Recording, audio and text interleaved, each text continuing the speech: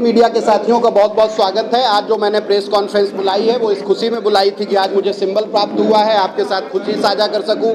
मैंने एक घोषणा की है कि मैं 2 से 3 मीडिया के साथियों से रोज मिलूंगा और वो प्रक्रिया अभी तक जारी है। मैंने उसी में एक संकल्प जोड़ा है कि यदि निगम में बैठने का मौका मिला तो मैं मीडिया के साथियों के लिए उस बिल्डिंग में महापौर से बड़ा एक कक्ष आरक्षित कराऊंगा, जिसमें मीडिया के साथी 5 साल तक मेरे साथ दोपहर का भोजन करेंगे, शहर की समस्याएं बताएंगे और उनके साथ जाके हम उस समस्या का समाधान करेंगे और वो कक्ष 24 घंटे खुलेगा, इस बात की मैं गारंटी देता हूं।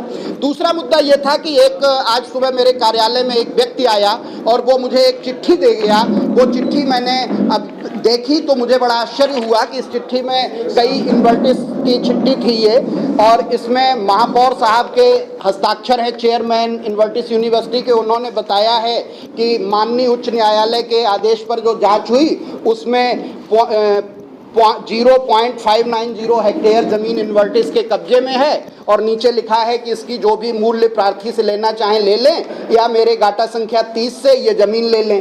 तो 2006 की लिखी हुई चिट्ठी है, पुरानी चिट्ठी है, आप लोगों की तो जानकारी में होगी, मुझे कोई दे गया तो मैंने कहा ये मैं साझा कर लूं। ये उन्होंने प्रतिलिपि भी की है, सचिव नगर विकास, आयुक्त बरेली मंडल, जिलाधिकारी प्रशासक नगर निगम बरेली। तो आज इसकी क्या स्थिति है ये पता होना चाहिए और माननीय महापौर साहब को ये बताना चाहिए कि इस समस्या का क्या निदान हुआ है। ये आज वो जमीन वापस हो गई है, पैसे चले गए, तो ये एक मामला था। मैंने कहा मुझे पता लगा तो आप लोगों से भी साझा कर लूं। वो चिट्ठी हमारे आपके सामने है।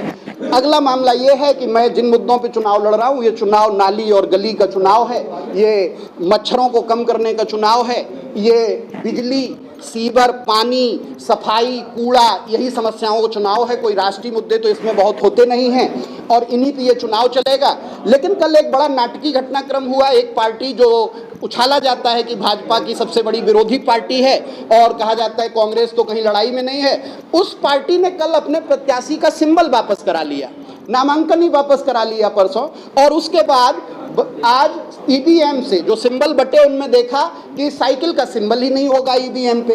अब साइकिल का सिंबल नहीं होगा तो भाजपा से लड़ कौन रहा है?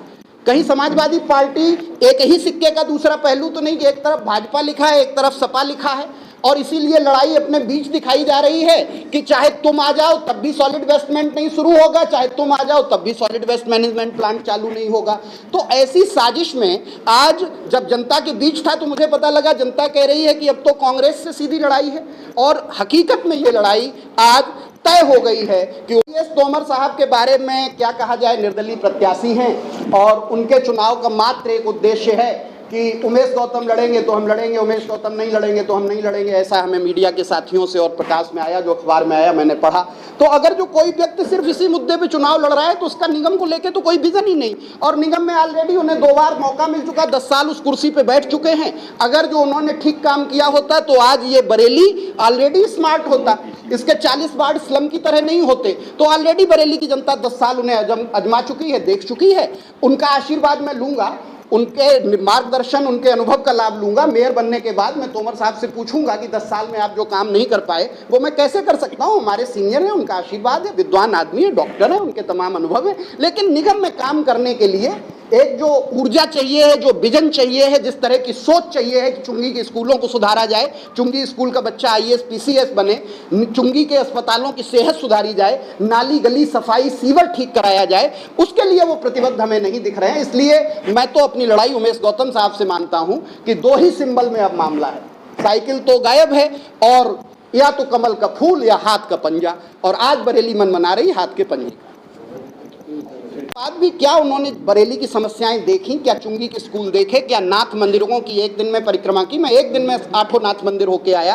क्या हर वार्ड को उन्होंने जो स्लम बस्तियां होती हैं उस स्थिति में नहीं ला दिया? बरेली के आधे वार्ड स्लम की स्थिति में हैं, और आप बदलता बरेली चमकता बरेली अपनी किताब में दिखा रहे हैं। एक वार्ड को 214 करोड़ रुपए दे रहे, एक वार्ड को 5 साल में 70 लाख दे रहे, एक वार्ड और दूसरे वार्ड के बजट में 400 गुने का अंतर कर रहे।